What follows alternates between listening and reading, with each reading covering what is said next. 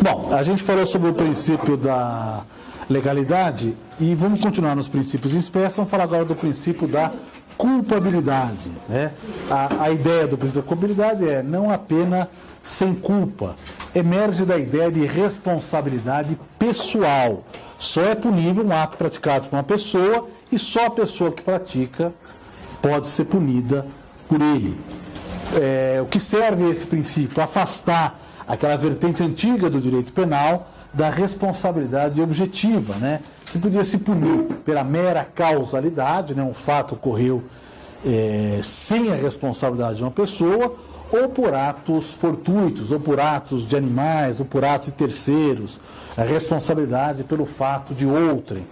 Vamos lembrar que nas ordenações filipinas, que foi o primeiro código penal, digamos assim, que existiu no Brasil, embora fosse espanhol, tinha a pena de infâmia até a 4ª geração do condenado, né? Então ia lá o filho, o neto, o bisneto, o trineto, todos podiam receber essa pena de infâmia, né? Nesse caso foi aplicada, por exemplo, ao Inconfidente Tiradentes, né? Que foi julgado pelas ordenações filipinas, né? Tinha lá as formas de morte, né? Morte natural, morte para sempre, esquartejamento, várias requintes de crueldade. Tudo isso já foi o nosso direito, né? Agora ninguém morre com direito penal, certo? Talvez seja melhor dizer assim, que o direito penal é o que sobra quando as pessoas não morrem, né? Ou seja, não morreu, então vamos ao direito penal. Né? Mais ou menos assim. A culpabilidade pressupõe, então, a responsabilidade subjetiva, ou seja, a vinculação do ato a uma pessoa determinada, ou várias pessoas, né? Não quer dizer necessariamente uma só, mas quer dizer que é necessário um ato de vontade. Não existe responsabilidade pessoal onde não exista uma ação humana que seja coberta ou por dolo ou por culpa, né? Uma das duas coisas tem que ter na ação. A culpabilidade não está expressa na Constituição, mas ela é depreendida, primeiro, da dignidade humana, né? O direito penal não pode ir até onde não exista ação humana voluntária. Eu não posso punir pessoas que não pratiquem com nenhum ato de vontade. E também eu posso inferir a culpabilidade da norma que assegura que a responsabilidade penal não pode ultrapassar a pessoa do condenado, né? Artigo 5º, inciso 45, o princípio da intranscendência, o princípio da pessoalidade. Da mesma forma como a gente olhou o direito ao silêncio, aqui não é apenas a ideia do condenado, né? Eu não posso punir alguém que a pena não pode ultrapassar a pessoa do condenado e não pode ser punida a pessoa que não tenha agido de alguma forma para a prática do crime. Quando a gente fala que não está sendo atendido o princípio da culpabilidade, é porque nós estamos diante da figura dos resquícios da responsabilidade objetiva, né? Ou seja, não é uma responsabilidade ligada ao sujeito, mas é que é atribuída a ele por alguma causa. Então, há alguns resquícios que permaneceram no nosso ordenamento. Um que se discute bastante na doutrina, discutia, né? Agora ninguém mais discute isso, que é o chamado actio libera in causa. Não sei se vocês lembram quando estudaram, é aquela pessoa que comete o crime quando está embriagado, por exemplo, né? Então ele está embriagado e já não tem mais noção do que ele está fazendo. Mas a nossa lei diz, não, só vai excluir culpabilidade se a embriaguez for completa e fortuita. Fortuita quer dizer, se ele não tiver nenhum tipo de responsabilidade por isso.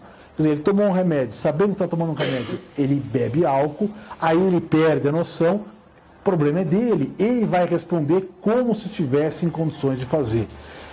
Houve uma certa discussão doutrinária em relação a isso, porque ele pode estar numa situação em que ele não responde pelos próprios atos, mas se ele se colocou nessa situação, a lei dá um passo para trás, de constitucionalidade duvidosa, mas foi plenamente incorporada para dizer, bom, se você é culpado por essa situação, você vai responder pelo fato que você causou. Vamos lembrar que não existe dentro do ordenamento brasileiro aquela ideia que a gente vê muito em filme americano da privação de sentidos, né? Tive a privação de sentidos e, portanto, acabei cometendo crime. Para excluir a culpabilidade, é preciso que haja uma doença mental que tenha provocado, impedido a pessoa de ter discernimento do certo e do errado.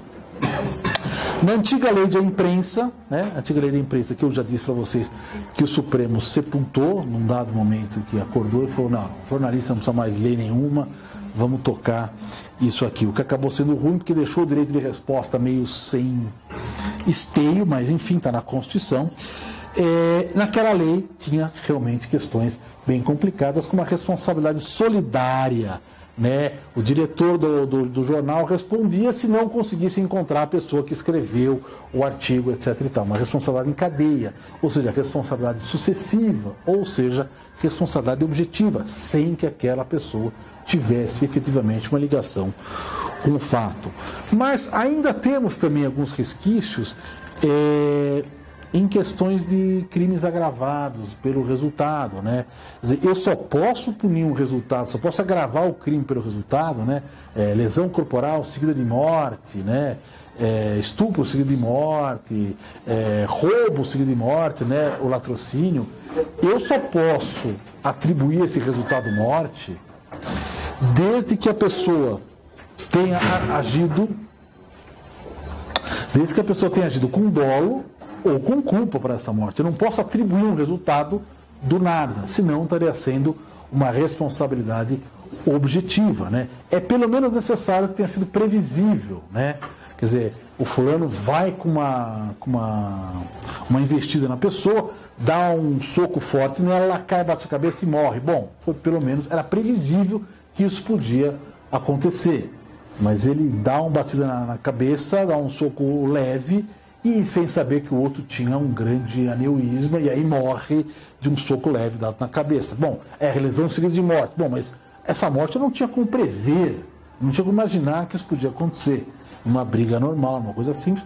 Logo, eu não posso responder, senão vai infringir o princípio da culpabilidade. A mesma coisa acontece no latrocínio, né, na morte, no roubo seguido de morte. É curioso que o latrocínio, que é um crime muito mais grave do que o homicídio, por exemplo, né? O latrocínio começa já de cara em 20 anos de reclusão a pena, ele não exige dolo no resultado morte. Né? O homicídio doloso tem que ter dolo no resultado morte. O latrocínio não exige. Né? Eu posso ter tido o dolo da subtração e ter provocado por minha culpa a morte, né? Por exemplo, você, na beira da estrada você ameaça a pessoa, o cara sai correndo e é atropelado. Bom, era previsível que naquela situação ele pudesse fazer isso. Se a morte for algo imprevisível, não pode ser trabalhado com o latrocínio. O que acontece muitas vezes quando existem coautores, né? O fulano fica embaixo, o outro sobe e fala, olha, vai lá e pega embaixo do cofre, abre o cofre, aí de repente, combinaram só isso, aparece a pessoa que ele vai lá e mata aquela pessoa e de baixo que não teve responsabilidade sobre isso. Portanto, vai ter aquela figura de responder por um crime menos grave, né? A participação dolosamente distinta. Tudo isso é aplicação do princípio da culpabilidade e eu não poder punir sem responsabilidade. Mas também ocorre quando a gente ignora o princípio da presunção da inocência, né? Um caso muito comum que a gente tem se discutido bastante doutrinariamente, jurisprudencialmente mais do que doutrinariamente, é aquela tal teoria do domínio do fato. Bom, então, se eu tenho domínio do fato, eu não preciso fazer a prova de que a pessoa efetivamente praticou o crime, né? Isso foi empregado pelo Supremo Tribunal Federal no chamado julgamento do mensalão, né? O domínio do fato, quem está em cima responde pelos atos praticados pelos seus assessores, subordinados, etc. e tal. E também se discute isso dentro do crime de direito penal econômico, crime societário, né? A responsabilidade daquele que poderia ter agido e não agiu e o outro agiu em seu nome. Bom, tudo isso é muito bonito, no entanto, não pode passar por cima da questão processual. O domínio do fato é uma teoria que vem importada da Alemanha, ligada ao direito penal. Qual é a ideia do domínio do fato? A ideia fundamental eu não vou punir o mandante como um mero partícipe. No nosso direito, tradicionalmente, quem é autor do crime? Autor do crime é quem pratica o núcleo verbal, né? Então, matar alguém, autor do crime é aquele que atira. E aquele que pagou, pela nossa concepção, é o partícipe, aquele que instiga ou auxilia, né?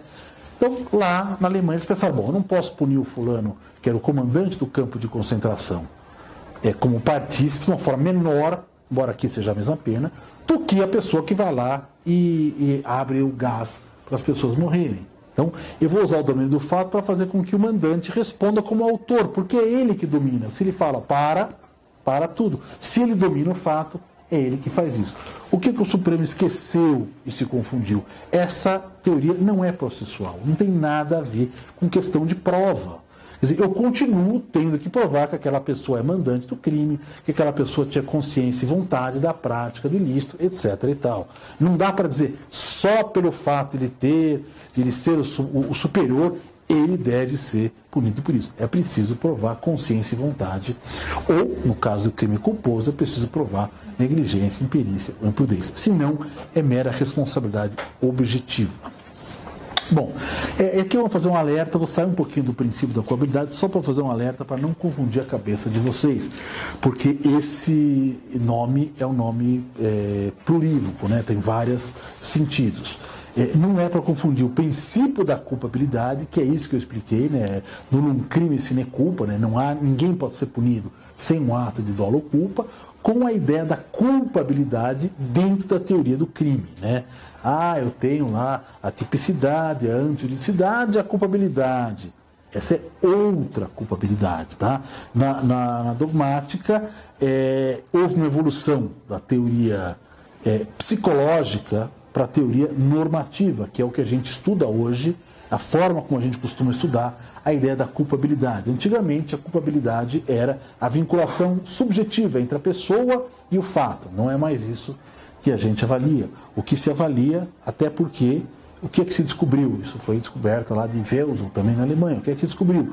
Toda ação típica já é uma ação dotada de vontade. Então a pessoa, quando age, já age com vontade e, portanto, já na ação típica eu tinha o dolo tipo tão na ação típica. Então, o que é a culpabilidade da teoria do delito? O que é isso? Basicamente, muito resumidamente, que eu não vou fazer avançar isso, que é outra matéria, né?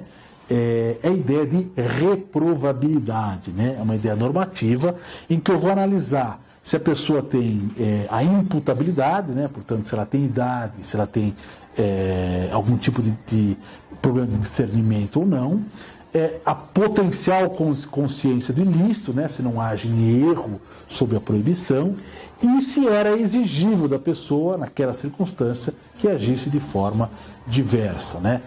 Isso é a culpabilidade da teoria do delito, né?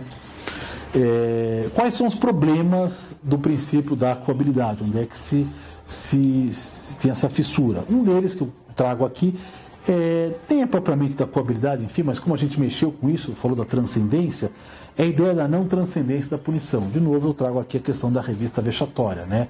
A esposa do preso, ela acaba sofrendo uma pena, muitas vezes tão grande quanto a do preso, toda vez que ela tem que se submeter a atos libidinosos, quase como um estupro, para fazer a sua visita. Vai levando a punição até onde não existe. Essa outra coisa que eu já falei aqui também. Na hora de aplicar a pena, muitos juízes colocam assim, pelo artigo 59, que é o artigo que mensura a pena, tem lá, vou aplicar em relação aos antecedentes, a gravidade do crime, as consequências, o comportamento da vítima, a personalidade do réu. Essa personalidade não dá para a gente fazer, o juiz não tem como fazer uma análise de personalidade, então a gente fala 10 minutos se tanto com o réu, conversa lá rapidamente, não somos psiquiatras e também não posso fazer tutela de personalidade. Uma outra coisa que se discutiu bastante, juízes nunca acolhem isso, mas como vocês estão fazendo um concurso também, isso pode ser interessante. É a ideia da co-culpabilidade, né? O defensor costumava tocar muito nisso. Olha, ele pode até ser culpado, mas tem alguém que é culpado junto com ele, que é o Estado, que não deu condições para que ele tivesse emprego, moradia, etc. e tal, e que ele tivesse responsabilidade por isso. Então, como a pena vai ser medida de acordo com a culpabilidade, se tem alguém, o Estado também é culpado, então a gente deveria baixar a pena em relação a ele. Vamos lembrar que, de fato, o Código de Processo Penal, no artigo 187, parágrafo 1º, diz que o juiz deve perguntar ao réu quais as oportunidades que ele teve na vida. Essa é uma coisa. A gente não fazia pergunta assim, que acaba sendo muito subjetivo, mas perguntava, mora em casa própria, casa alugada, mora na comunidade, você tem emprego, trabalha, registrado, etc e tal, tem estudo e tal. Quando a gente faz essas perguntas é que a gente vê o quanto era difícil achar alguém que tivesse ensino médio. Médio. Alguém com ensino médio completo era uma raridade. Era uma raridade. Então, o Zaffaroni, que é um autor importante, para quem faz concurso de defensoria mais ainda, acho que todos mereceriam lê-lo, acho que é importante buscar o que diz o Zaffaroni. Ele tem a seguinte ideia, quanto maior a vulnerabilidade do réu, né, menor a sua culpabilidade, que é mais ou menos aquilo que eu falei. Quanto mais ele sofreu, está vulnerável na vida, menor a chance que ele tem de agir de forma correta. Dizer que alguém aplica isso seria um exagero, mas, de toda forma, acho que é importante para vocês pensarem nas provas. Outra coisa que bate também, quando eu falei aqui, do abandono da presunção da inocência, embora seja uma coisa processual, mas existe uma coisa muito persistente ainda na jurisprudência, que é a valorização dos maus antecedentes, né? O fulano não é reincidente. Vocês sabem a diferença entre reincidência e maus antecedentes, né? Reincidência é uma condenação transitada em julgado. Se ele comete um próximo crime depois de 5 anos do fim do cumprimento daquela pena, ou da extinção da pena de alguma forma, ele é reincidente. O mau antecedente é uma condenação que não tem trânsito em julgado, um inquérito policial, um processo em andamento, uma decisão de primeiro grau, etc. e tal. E muita gente aplica isso como referência. Isso bateu no Supremo, o Supremo felizmente firmou a posição de que processo em andamento não consta para maus antecedentes. Podemos ficar... É óbvio que não pode fazer isso, nunca passou pela minha cabeça duvidar disso, porque se aquele processo não terminou, como posso dizer que ele é culpado daquele para aumentar a pena nesse? E se ele for absolvido lá, o que eu faço? Eu já julguei. A gente pode ficar tranquilo com o Supremo que decidiu assim? Não, não pode, porque num julgamento recente, em que foi 6-4, alguns ministros falaram que é o caso da gente repensar isso, mas vamos esperar a melhor oportunidade, um recurso repetitivo para julgar isso aqui e tal. Então é possível que isso ainda tenha uma inferência.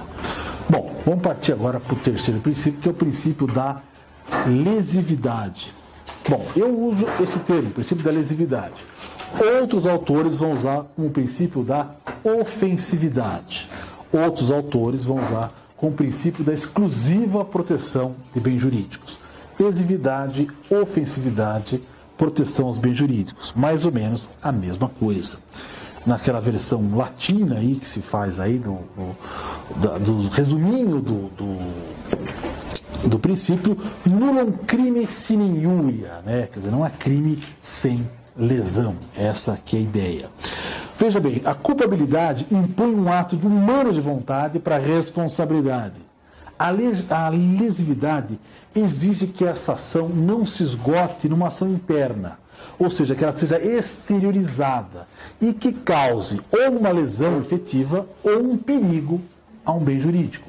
Se na culpabilidade o importante é saber que o agente teve uma relação com o fato, ou seja, dolo ou culpa, na lesividade o que importa aqui não é o que o agente quis fazer, a sua intenção, mas o que efetivamente ele exteriorizou. Há muitas situações nas quais ele quer fazer, mas ele não exterioriza um fato. Se a culpabilidade, portanto, é o limite subjetivo da punibilidade, a lesividade é o limite objetivo, né?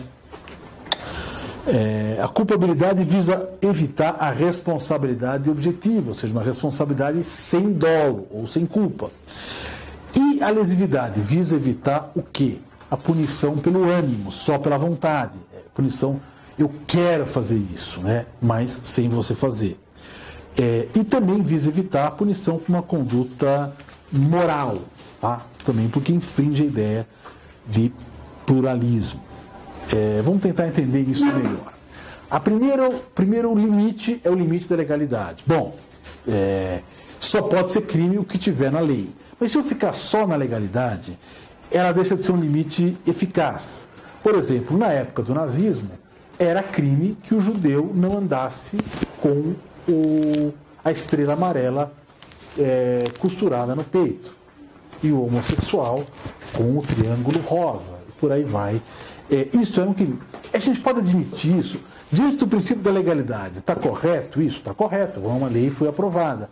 Mas diante do princípio da lesividade, está efetivamente lesionando um bem jurídico? Isso? Não. Então, o que no fundo a lesividade é a busca de um conceito material para o crime. Quer dizer, o crime não é qualquer coisa que eu diga que é crime. O crime acontece quando existe uma lesão ou ameaça a um bem jurídico protegido. Essa é a ideia do princípio da lesividade. Se você não está ferindo ninguém, não há como transformar essa conduta numa conduta criminosa. Bom, o que é esse bem jurídico, né? O bem jurídico pode ser qualquer coisa. Então você fala, não, tá bom, eu vou adotar o princípio da lesividade, eu só faço isso com bem jurídico. Aí escolho meus bens jurídicos. A paz, a ordem pública. Bom, tudo ofende a ordem pública, isso não significa absolutamente nada.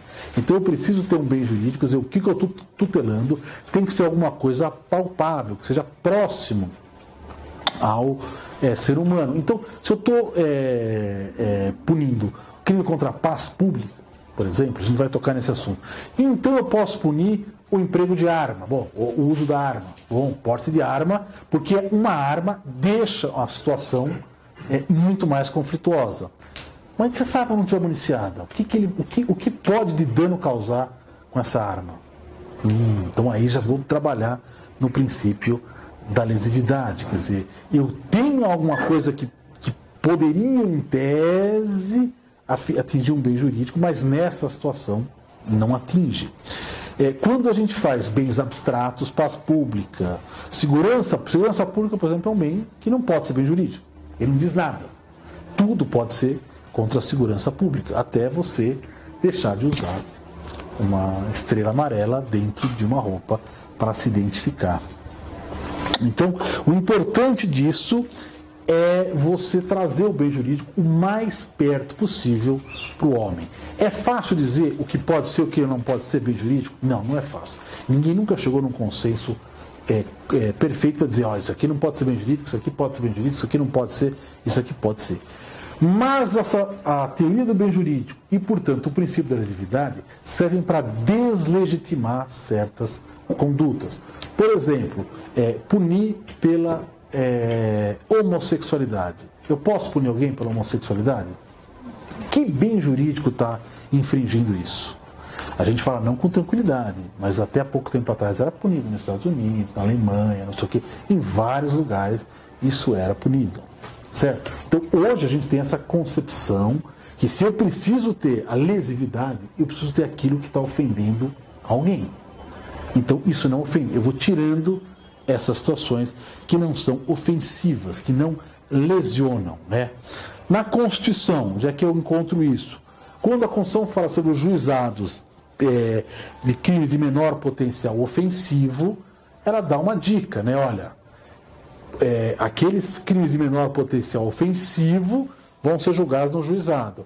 Aí os crimes de nenhum potencial ofensivo, bom, esses não são crimes, né? Então ela dá mais ou menos uma dica. Mas, de toda forma, considerando a ideia do Estado Democrático e Direito, eu não posso tirar a liberdade de uma pessoa por algo que ela não provoque a ninguém. Portanto, essa é a ideia da lesividade. Eu não vou levar o direito penal em condutas que não lesionem a ninguém. Quais são as fissuras, os problemas disso? Que aí a gente consegue entender um pouco dos exemplos. Primeiro, a ideia do crime de perigo abstrato. Se discutiu muito sobre a constitucionalidade dos crimes de perigo abstrato. É cada vez mais distante a lesão ou ameaça de lesão. Ou seja, o legislador diz que isso é perigoso, ponto. Mas é perigoso ou não é perigoso? Não sei, não interessa. Ele diz que é perigoso. Por exemplo, o caso da lei seca, se você fala, bom, mas dirigir com 0,1 miligrama de álcool no sangue, de álcool no sangue, é perigoso? Olha, em tese, pode ser perigoso, pode não ser perigoso, tem que ver o caso. Não, o legislador falou que é isso. Então ele presume o perigo. Então é um perigo abstrato, ele não está comprovando o perigo. Então você pode dizer, por exemplo, é a mesma coisa que acontece com porte de arma. Quer dizer, mesmo que as pessoas não saiam atirando por aí, ele está dizendo, esta é uma conduta perigosa. Tá? É uma presunção de perigo. Porte de motosserra, né? Que servia para derrubar árvore. Né? Como eu não consigo pegar a pessoa derrubando, então eu vou punir a pessoa com aquilo para derrubar. Mas eu posso fazer isso com tudo? Essa que é a questão. O legislador tem esse limite amplo para fazer com tudo? Uma coisa é dizer a porte de arma, eu não posso ter a arma. Outra coisa é dizer, bom, mas você não pode também ter porte de uma coisa de plástico. Mas por quê? O que ofende isso? O plástico eu posso fingir, botar debaixo da roupa e fingir que é uma arma. Bom, posso fazer isso com o dedo, ninguém me tira o dedo da posse. Então, embora exista o perigo abstrato seja constitucional, ele tem que representar algum tipo de perigo. Porque se ele não representa um tipo de perigo real, o crime isso aqui seria inconstitucional por falta de perigo. Essa é a discussão, por exemplo, do porte de arma sem munição. Porte de arma sem munição.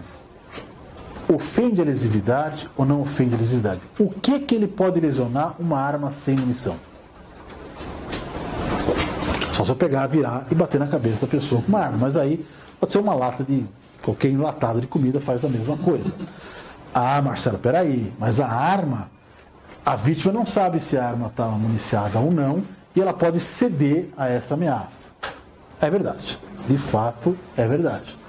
No entanto, se eu colocar o dedo debaixo do meu paletó, ela também pode ceder e nem por isso eu sou obrigado a arrancar meu dedo e vou ser criminoso por estou portando 5 dedos, 10 dedos, né? São plurirreincidente porque estou portando os dedos. Uma coisa é a lesividade, é o perigo. Outra coisa é a possibilidade de fazer uma fraude, você intimidar a pessoa. Isso é diferente. Você pode intimidar a pessoa só com uma cara feia, né?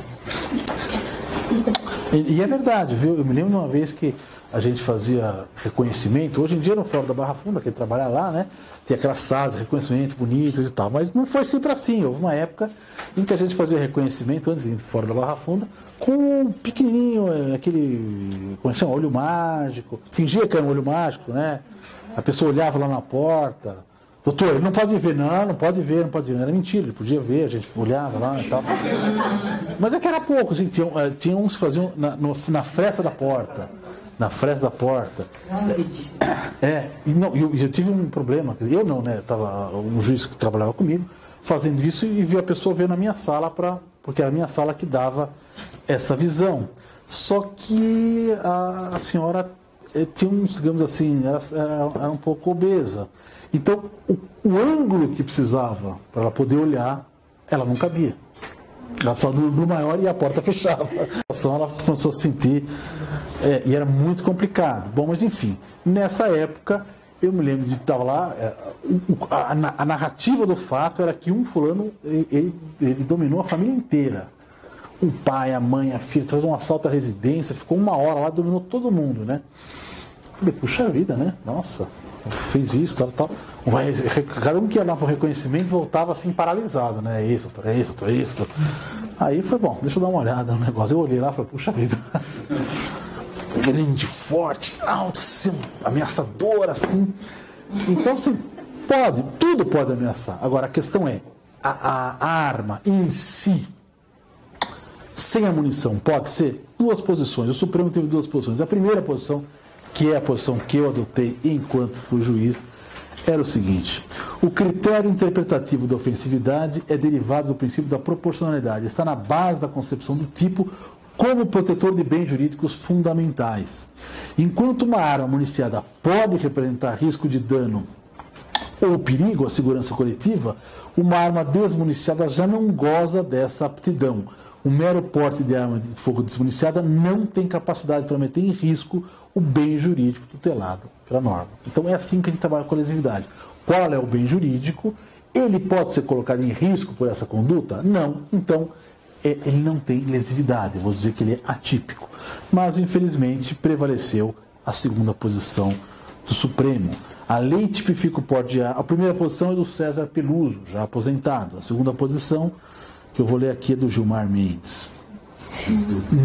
Não aposentado ainda, infelizmente. A lei tipifica o porte de arma como crime de perigo abstrato. Nessa espécie de delito, o legislador não toma como pressuposto a lesão ou o perigo de lesão concreta. Baseado em dados empíricos, o legislador seleciona grupos ou classes de ações que geralmente levam consigo o indesejado perigo ao bem jurídico. Mas é que esta conduta não leva perigo ao bem jurídico de maneira nenhuma. Vamos lá. Também se discute a questão da lei seca, né? A ideia antigamente era a direção perigosa, né? Ou seja, na Código de Trânsito original, aquilo é a direção perigosa, ou seja, você está dirigindo de forma perigosamente, causando perigo a alguém. Porque às vezes você pode estar dirigindo sob efeito de álcool, sem causar perigo a ninguém. Exemplos não faltam, mas você pode estar lá, estou chegando na minha residência, sair para colocar o carro do lado de fora, enfim, é uma série de situações. Mas quando você dá um passo para trás e fala, isso aqui é perigo abstrato, não importa se tem o perigo ou não, você está ofendendo a lesividade. Segunda questão que eu trago aqui para discutir é a questão do crime impossível. O crime impossível é bem a ideia da lesividade. Vocês lembram o que é o crime impossível? A tentativa é inidônea quando o objeto é ineficaz, né, ou o meio é ineficaz. Por exemplo, o fulano vai matar uma pessoa, ele quer matar aquela pessoa, tem dúvida, mas pega a arma, mata a pessoa, dá 3 tiros naquela pessoa sem saber que ela já estava morta. Então, é uma tentativa de homicídio ineficaz, é fato atípico. Ele tem intenção ele tem, mas ele não tem objetividade nisso que a pessoa já estava. Ou o contrário, quando esse é o objeto ou quando o meio é ineficaz. Ele pega lá, vê a pessoa, pega uma arma que ele achou aqui na mão, atira 3 vezes na pessoa, só que em vez da arma, colocar na verdade uma... Como é que chama? Uma coisa que espirra água assim, uma bisnaguinha. Ele não percebe, ele vai atirar e molha um pouquinho a pessoa. É ineficaz a tentativa, ele não vai responder apesar de ter dolo. Não basta apenas a vontade.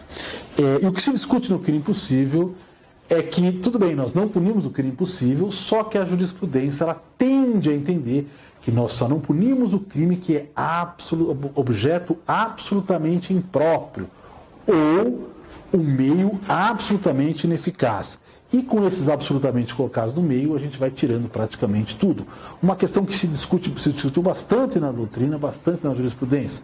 O fulano vai a uma loja de autosserviço, um supermercado, uma coisa assim, e é vigiado pelas câmeras que isso acontece. Ele entra lá, a segurança fala assim, vamos vigiar esse cara. É vigiado do começo ao fim.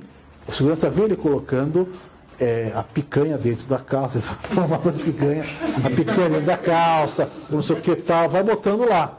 Aí quando chega na saída, eles não abordam antes, com receio de constranger um consumidor, etc e tal, e espera a pessoa chegar lá, ela passa lá, fala, posso olhar a sua bolsa aqui? A questão é, o patrimônio do supermercado efetivamente esteve em risco? Eu posso dizer que houve um risco para esse patrimônio? Não houve.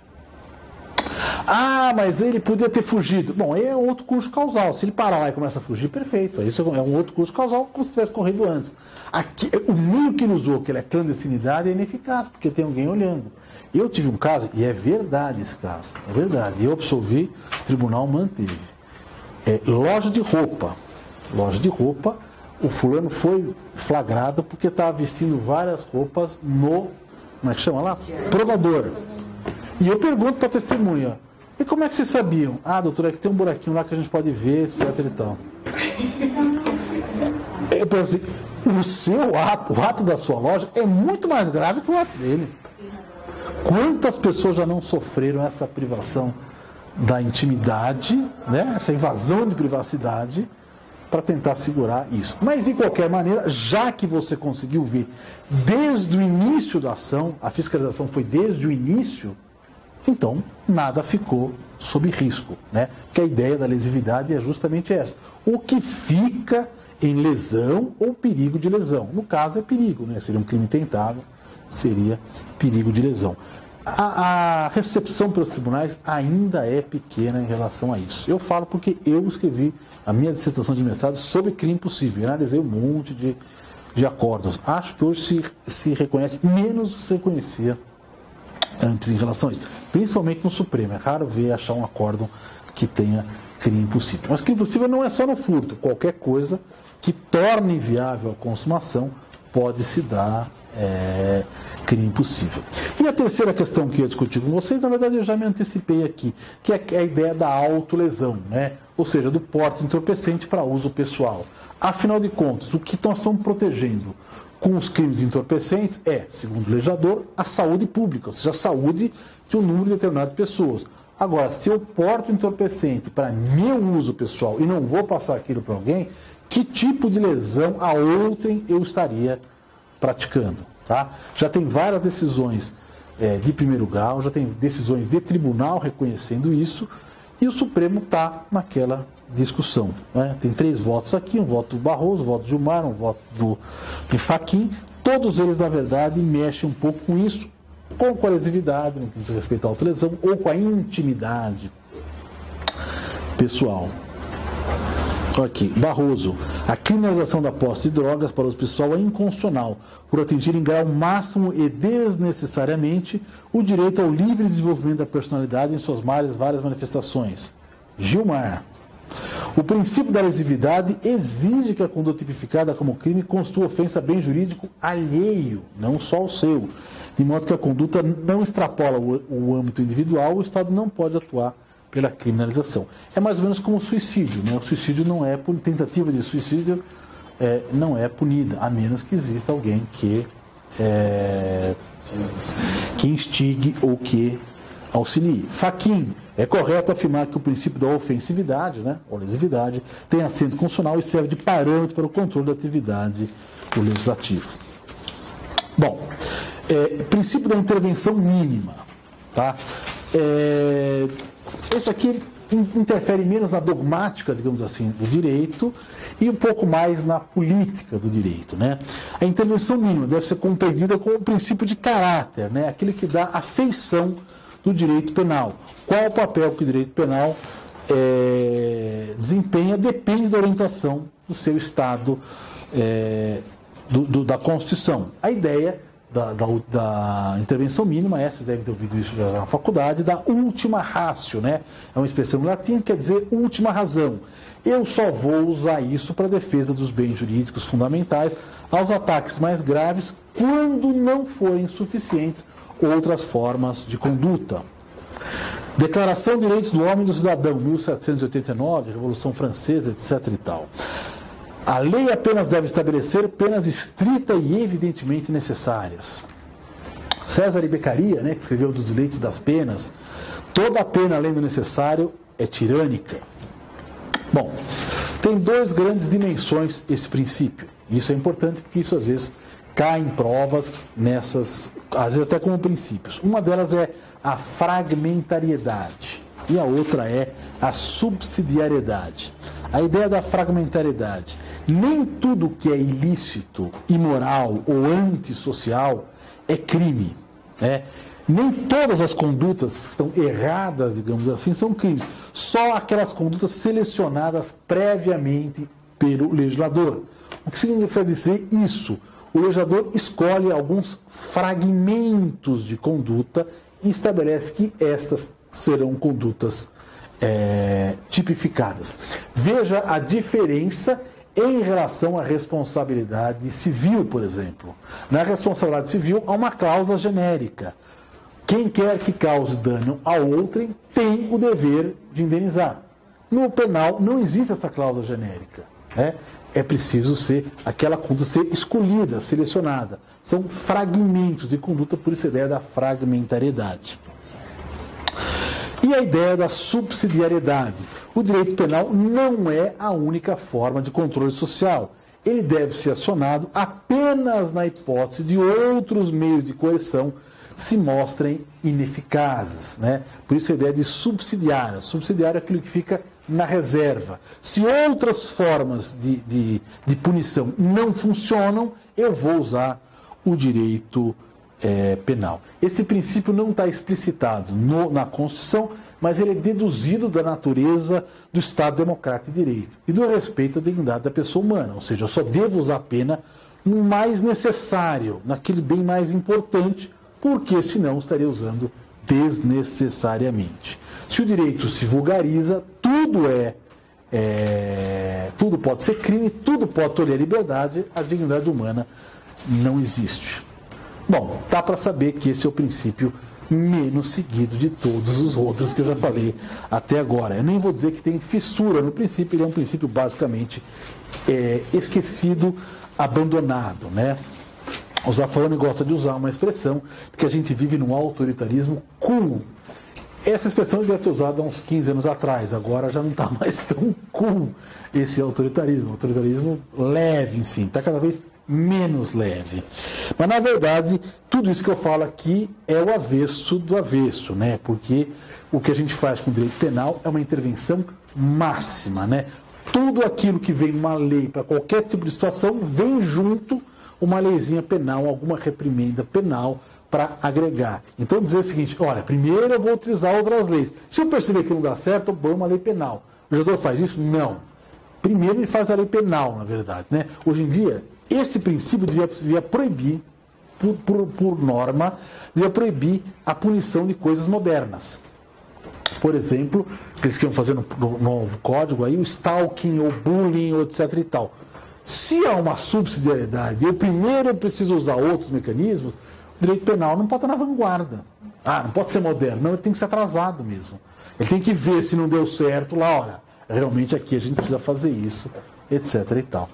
Mas não é isso que acontece. Por que não acontece isso? Por que esse princípio aí pecaria dizendo lá, o auge, o apogeu da burguesia dizendo isso e olha, e no fim tudo isso aconteceu.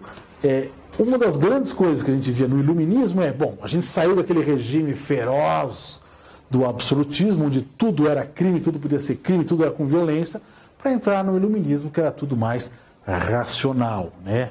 E aí fala, de fato é mais racional. Nós punimos de forma mais racional. É por isso que punimos mais ainda, né? A gente vai punindo onde até não se punia. Eu tenho certeza que hoje se pune mais do que na época do absolutismo, né? O número de coisas... É pergunta? Faz. Você acha que os crimes ambientais que responsabilizam pessoas jurídicas, eles infringem, eles ferem o princípio da subsidiariedade? Eu acho que uma coisa que eu até podia ter falado isso antes, até ficou legal a pergunta. Eu acho que eles infringem o princípio da culpabilidade mesmo, né?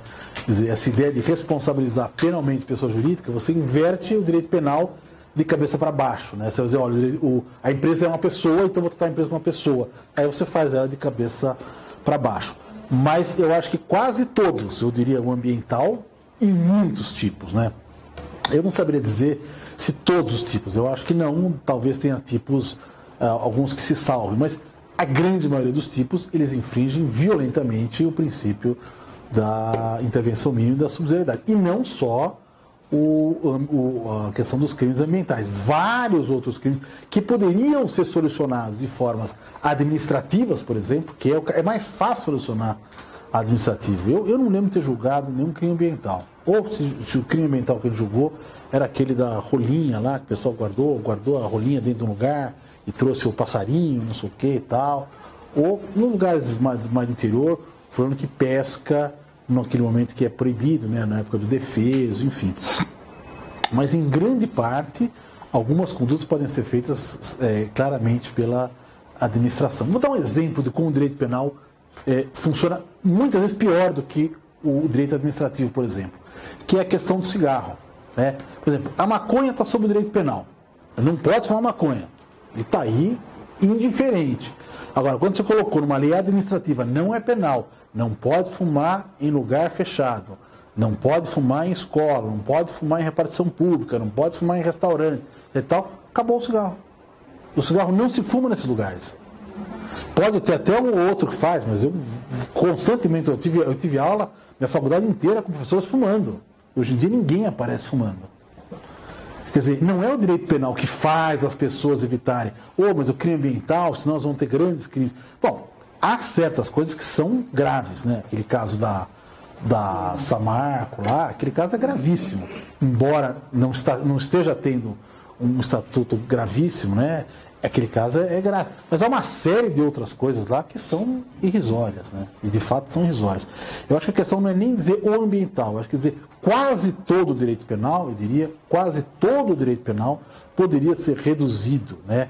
Em várias facetas para eliminar da esfera da criminalização. E provavelmente seria mais eficaz, porque aí a gente se preocupa com menos crimes e pode com as coisas mais graves. Esta é a ideia do direito penal totalmente pervertida. Mas eu trouxe aqui uma citação de Foucault, se eu conseguir entender minha letra aqui. A punição se deslocou da vingança, está falando do absolutismo, para a vingança do soberano para a defesa da sociedade. Bom, já não é mais uma coisa do monarca, é uma coisa agora da sociedade. Mas se viu recomposto com elementos tão fortes que se tornou até mais temível daquilo que era antes. Então, por exemplo, uma das coisas que nós passamos a punir muito mais do que punimos na época do absolutismo eram os crimes contra a propriedade. E por que nós fizemos isso? Porque quem chegou ao poder, quem se alavancou ao poder foi a burguesia, e a burguesia, a propriedade privada, era o dogma. E, portanto, aquilo passou a ser o centro do direito penal. E vou explicar daqui a pouco para vocês um pouco melhor por que eu falo que a propriedade é a tutela central do direito penal. Mas a racionalidade acabou criando escolas de pensamento e crescendo o direito penal. A ideia simbólica do populismo, né? Qualquer coisa que acontece eu vou resolver com um tipo penal, vou criminalizar, isso vai resolver. Eu costumo dizer que o direito penal é o único instrumento, quanto mais ele falha, mais ele ganha prestígio, né? Porque eu coloco um crime, estabeleço uma pena, olha, se acontecer esse crime vai ter essa pena. Aí o que acontece? Os crimes vão acontecendo. Não deu certo aquilo. E já que não deu certo, o que eu faço? Eu faço de novo. Eu vou botar uma pena ainda maior, porque agora eu vou conseguir resolver o problema, né? É o caso da redução da maioridade penal, né? Eu vou reduzir a maioridade para fazer com que o adolescente pratique crime, não ato infracional. Porque aí ele não vai fazer. Mas, ora, e o adulto? Já não é crime, ele faz? Como explicar essa lógica? Não tem, porque, na verdade, o fundo disso não é propriamente nenhum tipo de eficiência, né? O que o direito penal faz é uma forma de controle social e ele é mais coercitivo ou menos coercitivo se a necessidade política exige um maior controle. Bom, o princípio da igualdade não é um princípio penal, né? Mas a aplicação dele tem efeitos sobre o sistema. É mais para conversar um pouco com vocês sobre a ideia do Estado Democrático de Direito, né? O fundamento da legalidade já pressupõe em si uma certa igualdade. A lei é para todos, né? É racional, é isonômica, é uma lei sem privilégios, é a base da contraposição ao arbítrio. Bom, essa é a concepção liberal da igualdade, né? A igualdade perante a lei. A lei não cria distinções, mas nós acolhemos uma concepção do Estado Democrático de Direito, que é uma concepção não liberal, uma concepção social da igualdade. Ou seja, a igualdade através da lei, não a igualdade apenas perante a lei. O que significa dizer igualdade através da lei? Que o nosso Estado quer, em todos os seus agentes, reduzir a desigualdade. E, portanto, toma medidas, inclusive legais, para reduzir a desigualdade. Por exemplo, um exemplo disso são as ações afirmativas, né? Cotas, política de cotas, etc. e tal. Esta é uma igualdade através da lei. Eu vou usar a lei para produzir situações de igualdade. E aí há uma discussão se vale a pena ou não. Essa é uma discussão um pouco de eficácia aí. Eu posso usar ação afirmativa dentro do direito penal, né? Tem eficácia isso ou não? Um exemplo claro disso é a Lei Maria da Penha, né? Então, é uma forma de usar ação afirmativa. Aquela mesma agressão doméstica, quando é cometida a um homem, é um tipo de pena, um tipo de situação. Como é cometida a mulher, é outro tipo de situação. É evidente que isso, como o feminicídio também, mais ou menos a mesma coisa. Isto nasce de uma constatação real, concreta, efetiva, de que a violência vitima muito mais mulheres, violência doméstica vitima muito mais mulheres, e de relações de habitação, em relações conjugais, etc. E por isso que nasce isso. A questão é de saber se essa é uma forma viável ou não. Temos entendido até agora, o Supremo entendeu que isso é plenamente possível. Bom, eu posso conseguir a igualdade com o direito penal? Não. A gente tem que entender o seguinte, poucas formas de controle social promovem tanta desigualdade quanto o direito penal. E basicamente porque o direito penal é extremamente seletivo. Ele é por essência seletivo por aquilo que eu já falei em relação ao direito civil. Direito civil, quem quer que pratique um dano, causa um dano, tem a obrigação de responsabilizar. O direito penal não. Eu vou selecionar quais são as condutas que serão punidas. Então já tem a primeira seleção. Aí tem uma segunda seleção, que essa tem uma forte influência, para dizer quais são as penas dessas condutas que são punidas. E quando a gente vai somar o que é punido com a pena do que é punido, a gente percebe que tudo que envolve a propriedade tem uma punição mais exacerbada, porque a propriedade é dentro do sistema, um valor do sistema capitalista, um valor primordial. Então eu costumo comparar aqui a lesão corporal com furto, né? Quer dizer, o que é mais grave? Dar um soco na cara da pessoa ou levar a carteira da pessoa embora? Levar a carteira da pessoa embora é bem mais grave que dar um soco na pessoa. O furto pena mínima de 1 ano, a lesão corporal, pena mínima de 3 meses de detenção. A diferença é grande. Para eu equiparar os dois, esse soco na cara tem que ser bem forte, tem que fazer uma lesão corporal, uma coisa grave, arrebentar o fulano. Bom, aí eu estou empatado. Mas se eu tiver o furto com 2 pessoas, enquanto um puxa a carteira, o outro fica olhando lá para ver se vem alguém, pronto, já desempatou de novo e fica para 2 anos de furto a 2 anos, a lesão corporal 1 ano. Bom, mas para empatar novamente, eu tenho que arrebentar o cara, deixar ele paralítico ou cego, uma lesão permanente. Aí sim eu tenho uma pena de 2 anos de reclusão com 2 anos de reclusão. Só assim eu vou fazer e na carteira pode ter tanto merreca que for, que vai dar. Então você vê como a propriedade é entendida, sem nem esquecer, quando o cara está discutindo entre um soco na cara, que deixa uma lesão, um nariz sangrando, e a carteira, o fulano pode chegar e falar assim, não, eu não quero dar queixa, não quero registrar nada, não pode. Aquilo é apropriado da vítima, aquilo é do direito penal. Não tem jeito da vítima falar, não quero que investigue o furto, porque a ação penal é pública e incondicionada. Agora, no caso da agressão, o cara tomou um soco na cara e falou, não quero, tá bom, não precisa, não vai fazer nada. Não, ao contrário, tem que dizer, eu quero. Se ele não falar que ele quer, não vai ter. Isso para a gente ver como a incolumidade física e o patrimônio tem diferenças. Vocês acham que o sequestro é um crime grave? O que vocês diriam para mim? Sim? Não. O sequestro não é um crime grave. O sequestro, como sequestro ou cárcere privado, ele é um crime que dá suspensão condicional. É 1 ano de reclusão, não é um crime grave. Se você usar o sequestro para fim libidinoso, vou sequestrar a pessoa porque eu quero fazer um ato libidinoso com ela, aí já começa a ficar um pouquinho mais grave. Agora, grave mesmo, você pedir um resgate por isso. Aí é extorsão mediante sequestro, aí é gravíssimo. Né? Então, em vários tipos penais, a gente percebe isso. Né? Há uma coisa mais grave do que matar uma pessoa? Matar uma pessoa dolosamente? Matar uma pessoa que você está tentando furtar. Né? Mesmo que tenha sido por acaso, sem querer, etc. Tal. É mais grave, porque é latrocínio. Não é que... Então, em todos esses momentos que a gente vê é que a vida nem é o mais importante. A tutela da propriedade é sempre o mais importante. Essa na criminalização primária. Isso aqui é um pouquinho de criminologia, vocês vão ter aula com o Dieter, ele vai explicar muito melhor isso aqui. Mas na criminalização secundária, há mais seletividade ainda. O que é criminalização primária? É que ela é estabelecida na lei. O que é secundária? É quando a lei é colocada em efetividade. Né?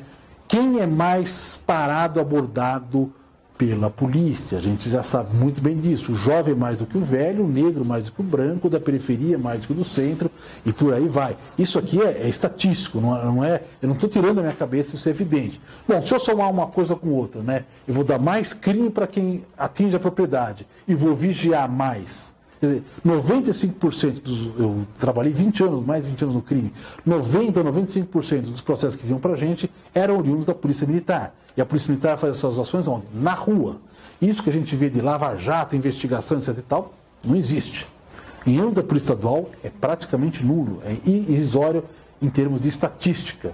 Então, não é à toa que vai um quociente preso, mais negro, mais jovem, mais pobre, mais inculto, porque são essas pessoas abordadas na rua com mais frequência e os crimes a eles atribuídos são crimes com penas maiores. E ainda tem os juízes que vão aplicando penas mais severas e vão... Eu adoraria falar, olha, quando chega no juiz, pronto, aí acabou a seletividade, não tem mais. Mas, infelizmente, eu não posso falar isso.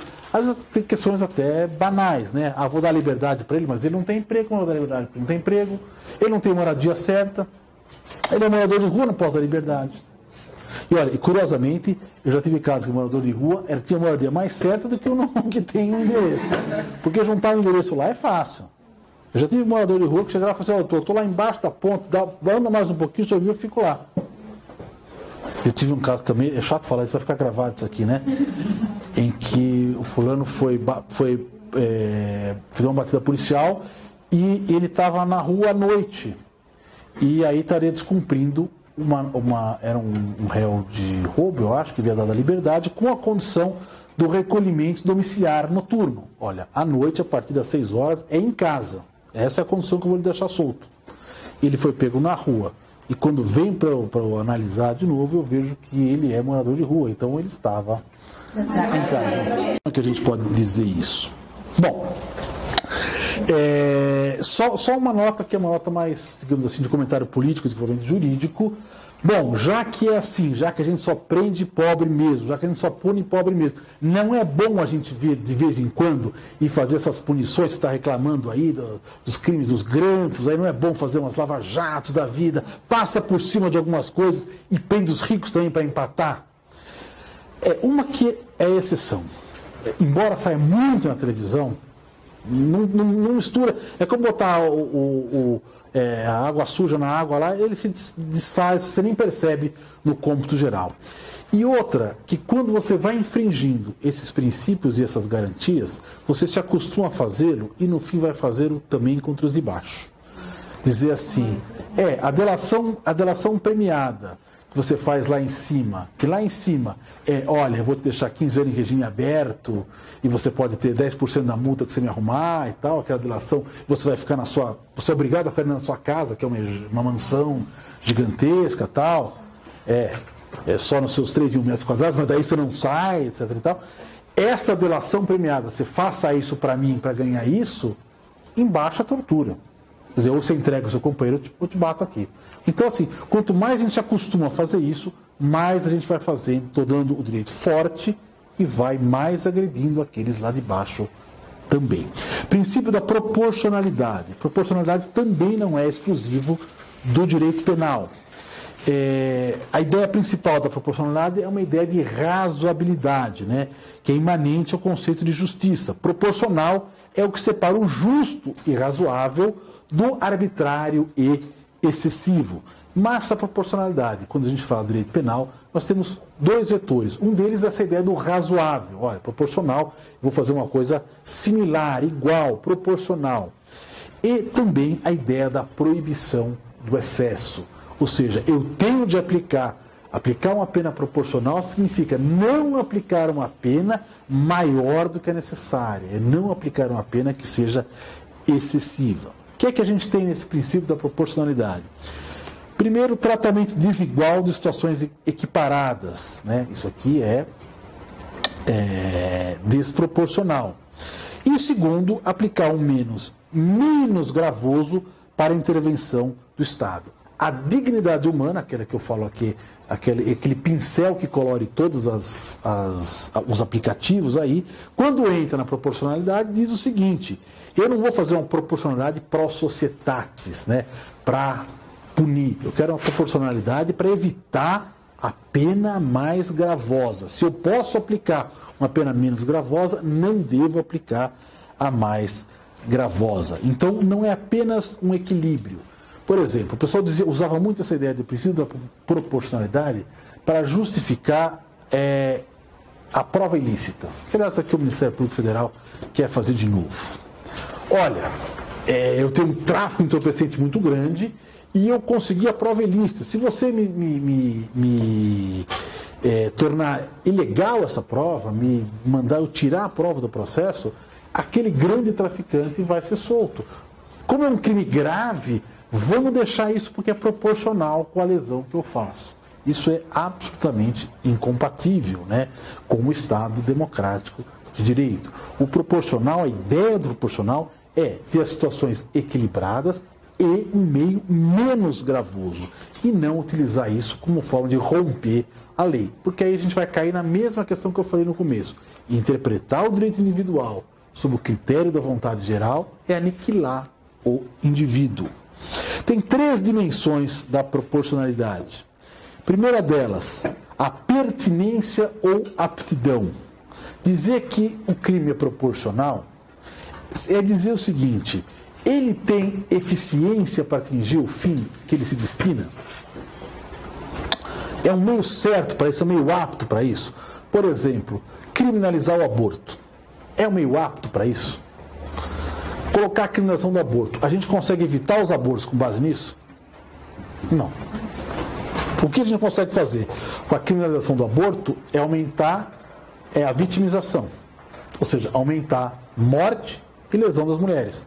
Porque os abortos elas continuam fazendo, independentemente de serem ou não serem criminalizados. Mas como é criminalizado, não pode fazer em hospital público, portanto tem que fazer numa clínica que o seu dinheiro pode pagar. Quando o seu dinheiro pode pagar bem, você faz uma ótima clínica. Quando ele pode pagar mal, você faz uma péssima clínica.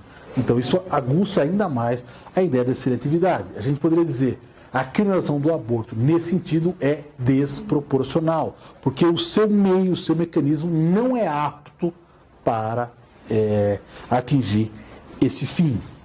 O segundo é da necessidade, ou seja, que não excede limites, que eu disse aqui, a escolha do meio menos gravoso. A gente pode discutir aqui, a primeira vez que vão abordar aqui a ideia da insignificância. Será que prender alguém por um furto de um bombom de chocolate é algo proporcional? Você fazer a liberdade de trabalhar com isso? A gente pode trabalhar nessa ideia de o quanto é importante a liberdade para isso? E olha, tem bastante gente presa por isso. Tem bastante gente presa por isso.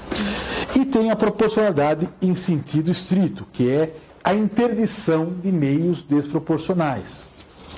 E aí a gente vai fazer aquela proporcionalidade entre tipos penais, né? Há um caso interessante, já suscita há bastante tempo. Recentemente eu vi uma decisão do tribunal, infelizmente eu não peguei aqui, mas vocês podem procurar, que diz respeito à exposição à venda de cosméticos sem registro. Eles fizeram o crime, venda de remédio adulterado, como um crime hediondo, e aí foram fazendo umas equiparações, né? Não só adulterado, mas também sem registro, etc. e tal. Resultado, o cara vende um cosmético que não está registrado na Anvisa, pena mínima de 10 anos de reclusão. É absolutamente desproporcional. Eu tive um caso desse, o fulano tinha uma coisa do cabelo, algum creme lá, tinha um cabeleireiro, né? Um cabeleireiro, e ele, acho que era africano, ele ia ao país, trazia, importava e tal. E aí fizeram uma análise daquilo que ele tinha, não acharam nenhum dano possível, mas ele não estava registrado, e pela lei não está registrado na Anvisa, é algo, e cosmético tem contato com a pele, então portanto é como se fosse remédio, etc. e tal. Evidentemente que era excessivo. Naquele caso eu não recebi a denúncia, rejeitei a denúncia, o promotor concordou. Mas eu vi uma solução recentemente aqui, que também já se especulava, que era, bom, na pior das hipóteses eu vou aceitar isso, mas tratar como tráfico entorpecente. Ou seja, uma pena menor, que parte de 5 anos, não que parte de 10 anos, e pode ter uma redução de 2/3, etc. e tal. Ou seja, aceita como crime, mas como outro crime. Isso é pura aplicação do princípio da proporcionalidade. Eu estou vendo duas coisas bem relativamente parecidas com penas muito disformes, ou o contrário. Mas não se costuma usar muito isso. Isso é de pouca utilização. Princípio da humanidade das penas. E aqui eu estou chegando mais perto do final. É um grande, eu só posso dizer em relação a isso, que é um grande paradoxo, né? Você falar humanidade da pena é um paradoxo, porque as penas, na verdade, elas tendem a ser desumanas. Mas a ideia da humanidade é a ruptura do iluminismo com o terror absolutista, né? Aquelas penas violentas, suplícios corporais. Quem for ler O Vigiar e Punir do Foucault, ele vai mostrar lá, ele começa mostrando a descrição de um suplício, etc. e tal, e depois vai mostrar como as penas conseguem ser tão terríveis mesmo sem esse suplício. Nós ainda estamos na fase do suplício.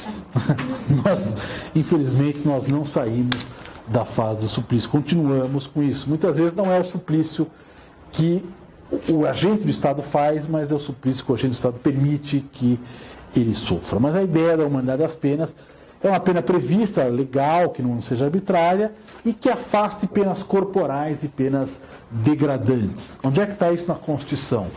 No artigo 5º, inciso 3º, proibição do tratamento desumano ou degradante. No inciso 47 do mesmo artigo 5º, proibição de pena de morte de caráter perpétuo, cruel, de banimento e trabalho forçado. E é também um dos princípios corolários da dignidade da pessoa humana, né? Que você não vai... Se você tem que tratar humano de uma forma digna, você não pode ser desumano. Bom, enfim. Pena de morte, isso aqui eu sei que tenho certeza que vocês sabem disso, mas nós podemos ter pena de morte no Brasil? Digamos que aí Bolsonaro vem com uma emenda, pena de morte, faço não sei o que e tal. E posso ter pena de morte no Brasil? Sim ou não? Bom, então aí, vamos lá. A pena de morte está presente em vários países, mas, porém, contudo, os tratados internacionais proíbem a reinstituição nos estados que já aboliram ou aumentar as penas que têm. É o artigo 4º da Convenção Americana sobre Direitos Humanos. Também tem a nossa cláusula pétrea, onde é proibida a pena de morte, é uma cláusula pétrea, nós não podemos reinstituir. No entanto, temos uma exceção dentro da nossa lei, da nossa lei penal, uma exceção que, ao que eu saiba, não vem sendo utilizada, porque a gente não tem guerra declarada, né? No caso de guerra, os crimes penais militares, aí não é um crime com pena de morte, quase todos têm pena de morte. Aí a gente podia entrar para discutir a questão da proporcionalidade, porque qualquer coisa é pena de morte, né? Deserção, traição, são coisas graves e coisas pequenas também têm pena de morte. Seria interessante que nós abolíssemos isso, que falta abolir. Mas a outra pena de morte nós não podemos reinstituir, por ser cláusula pétrea, porque nós não podemos como é que fala? Diminuir ou esvaziar um comando de direito fundamental, e porque é contra a Convenção Americana sobre Direitos Humanos. Ah, mas tem país que tem na América, tem país que tem, mas a Convenção diz que os que não têm, não tenham mais. O humanismo da pena não é só na proibição, é também nas proposições, né? Então você está aqui, vocês não precisam copiar tudo isso aqui, mas, por exemplo, o artigo 5º 39 prega o respeito à integridade física e moral dos presos, né? É uma forma de humanismo. O artigo 5º, inciso 38, o direito de cumprir a pena em estabelecimento distinto, de acordo com a natureza do delito, idade e sexo do condenado. O artigo 5º, inciso 50, de permanecer com os filhos durante a amamentação, vários dos quais são constantemente ignorados, né? Mas a gente pode discutir outras questões. Eu não posso ter pena de morte, também não posso ter pena de caráter perpétuo. E a medida de segurança, né? A gente estudou, aprendeu que a medida de segurança é quando não acontece o crime, falta a culpabilidade, ele é absolvido e imposto uma medida de segurança, por exemplo, de internação. O crime eu sei que tem a pena de 30 anos. E a medida de segurança também tem isso ou não tem? Ou eu posso deixar indefinidamente? O que vocês acham?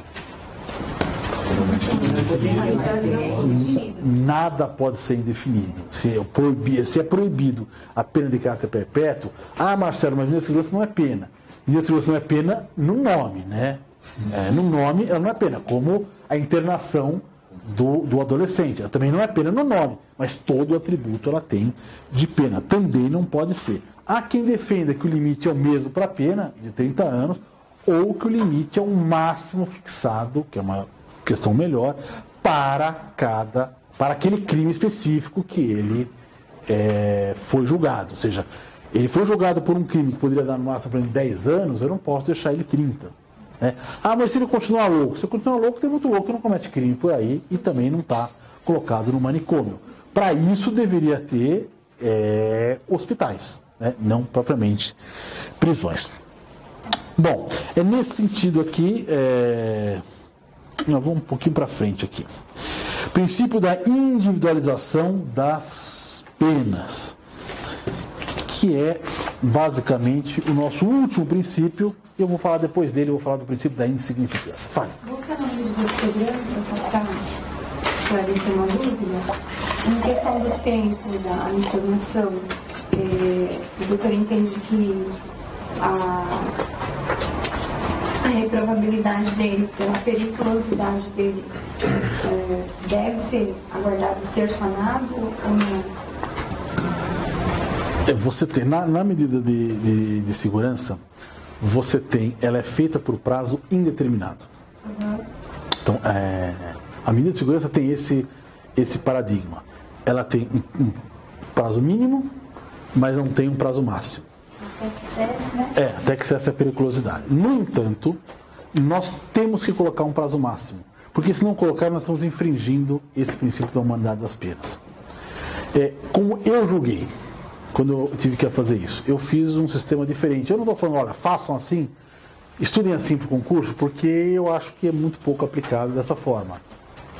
Eu fingi, digamos assim, que o fulano é imputável e apliquei-lhe uma pena. Que pena seria essa se ele fosse imputável? Ah, essa pena seria de 5 anos. Pois bem, então eu disse, ele vai ter medida de segurança até que cesse a periculosidade no limite de 5 anos. É o que eu achei que devia fazer. Eu só citei para vocês aqui as duas posturas que são, digamos assim, mais conhecidas aqui. O limite de 30 anos, do qual não se pode passar de maneira alguma, ou o limite máximo da pena.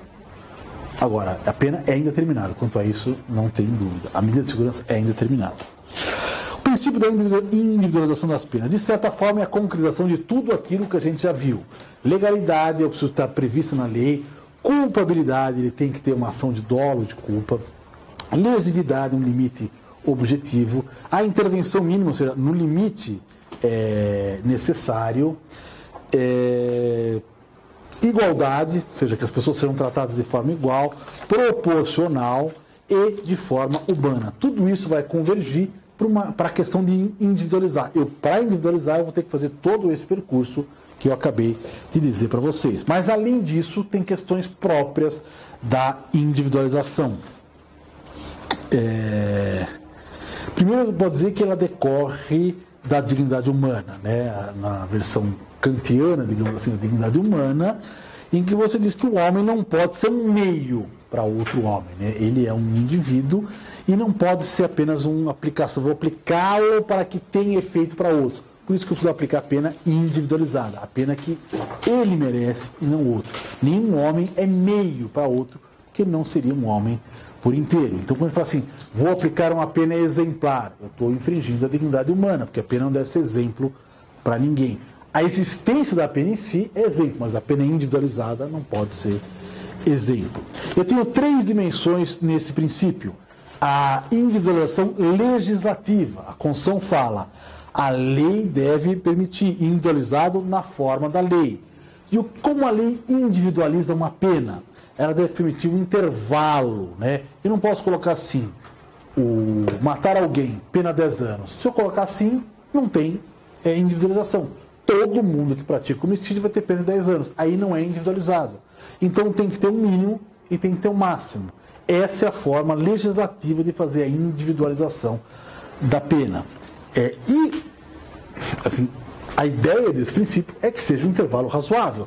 Se eu colocar, olha, esse crime pode ter a pena de 2 meses ou 10 anos, eu não fiz nada, né? Eu não individualizei a parte que eu poderia fazer. Eu deixo ao critério do juiz, é como se não tivesse pena, né? Como se não houvesse pena. Eu não devo nem espremer, nem alargar demais. Discute-se a questão do tráfico, né? Que é pena de 5 a 15 anos, né?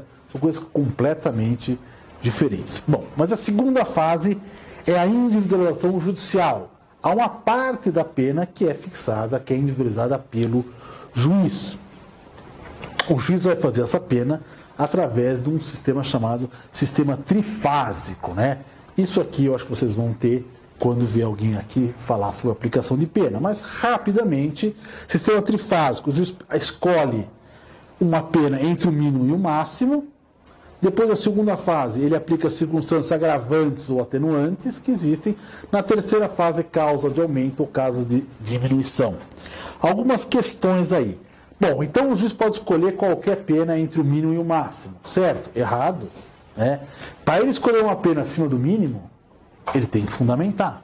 Tem que dizer, essa aqui, ele fez algo no crime maior do que o normal, para poder ter uma pena acima do mínimo. Se ele não consegue fundamentar essa pena, ele não pode chegar no meio, por exemplo, o roubo é de 4 a 10. Ah, então vou fazer uma soma, 4 mais 10, 14, no meio de 7, então começa 7 anos. Não pode. Ele tem que começar do mínimo, a menos que ele tenha motivos, que ele fundamente por que elevar a pena acima do mínimo. Vamos lembrar até da intervenção mínima, né? Toda pena acima do necessário é tirânica. Eu tenho que dizer por que ela é necessária. Bom, eu fixo a pena no mínimo, e aí eu vou fixar circunstâncias agravantes e atenuantes. A lei não me diz quanto eu ponho, né? Circunstância agravante, atenuante, mas é uma questão que pode até cair numa prova. Eu posso fixar com a circunstância atenuante, por exemplo, ó, ele é menor de 21 e ele é confesso, são duas atenuantes. Eu tenho que aplicar, mas eu fixei a pena no mínimo. Como é que eu faço? Eu posso baixar do mínimo com a circunstância atenuante? E aí? Os defensores costumam dizer que a gente pode. Os defensores costumam dizer que a gente pode. Mas o Supremo diz que a gente não pode, por decisão unânime do seu plenário, e o STJ tem súmula dizendo que não pode. Eu confesso que eu tenho sérias dúvidas com relação a essas teses de aplicar pena abaixo do mínimo, embora já o tenha feito em certas circunstâncias que eu achei necessárias e cabíveis. Mas há uma discussão porque o grande receio é que, veja, a pena, a circunstância agravante, atenuante, a lei não diz quanto eu vou agravar da pena. Ela só fala que eu devo sempre agravar. Quanto eu vou diminuir? Ela não fala. Então, se eu baixar, eu posso baixar até 0, digamos assim, né? Então, eu fico muito flexível. E quando ela permite baixar do mínimo, são nas causas de aumento e diminuição. Aí pode aumentar acima do máximo, pode baixar além do mínimo. Mas, enfim, fato é que os defensores sempre disputam essa questão, inclusive pela tese constitucional, e que eu não devo ter uma pena, até pela ideia da intervenção mínima, eu não devo ter uma pena no mínimo. Posso ter uma pena menor do que aquela que deve ser fixada, porque eu acho que como proposta é bem interessante. E o regime de pena? Tem 3 regimes de pena, fechado, semiaberto, aberto. Posso fixar qualquer um? Não, eu tenho que fixar aquele que é condizente com o tamanho da pena. Por exemplo, aqui em São Paulo, o roubo virou crime hediondo, porque é sempre fechado, e sempre fechado é crime hediondo, né? E está errado, a súmula do Supremo fala clara, não posso escolher pela gravidade, pela opinião do julgador sobre a gravidade do crime. Posso fixar o fechado pela reincidência, posso fixar pelo caso específico que ele demonstrou uma maior violência, etc. e tal. Mas só por isso eu não posso fixar, eu tenho que fundamentar. O STJ é tranquilo nesse sentido. Se eu fixei a pena no mínimo, fixo o regime no mínimo também. Porque se é mais grave, eu teria que aumentar a pena do mínimo legal. E a indenização na execução penal, que bateu com aquela questão da proibição de progressão. Por que o Supremo entendeu que não podia ser proibida a progressão criminal? Porque tolhe o direito do juiz da execução individualizar a pena através das progressões, quando é possível, quando não é possível. Eu queria só falar de uma coisinha que vai demorar 5 minutos, posso? 5 minutos, que é a questão do princípio da insignificância, que eu deixei para o final, e da próxima vez eu não deixo mais para o final, porque ele é mais importante do que várias coisas que a gente falou aqui. Bom, da onde vem o princípio da insignificância? Podemos dizer que ele vem da lesividade, ou seja, ele lesiona tão pouco o bem jurídico que não merece ser levado à estatura de crime. Podemos dizer que ele vem da proporcionalidade, porque eu vou dar uma pena, tolir a liberdade por uma infração tão ínfima daquilo, é desproporcional. E podemos dizer também que ele vem da intervenção mínima, ou seja, ele não deve fazer isso desde que desnecessário. Podemos tocar a questão da fragmentaridade. Se o direito penal só vai cuidar das coisas mais importantes, isso não pode ser a coisa mais importante. Quem pensou dentro da dogmática do direito penal foi Klaus Hoxin, penalista alemão. E ele colocou o princípio da insignificância aonde? Na exclusão da tipicidade material. Ele dizia, tipicidade não é só apenas a congruência entre o fato e a norma, mas também o fato de agredir ou não agredir o bem jurídico. E nesse caso, ele ofende, mas de forma tão irrisória, o bem jurídico, que não tem natureza e estatura penal. É a ideia do juízo de tipicidade. O que é que fazem a grande maior parte dos juízes das primeiras instâncias? Entende que não se aplica o princípio da insignificância porque ele não faz parte da lei. Eu já expliquei isso para vocês. Isso ofende o princípio da legalidade. Legalidade é a favor do réu, legalidade é para contrair o poder. E, de toda forma, ele faz parte da concepção principiológica. E o Supremo acolhe o princípio da insignificância ou não acolhe?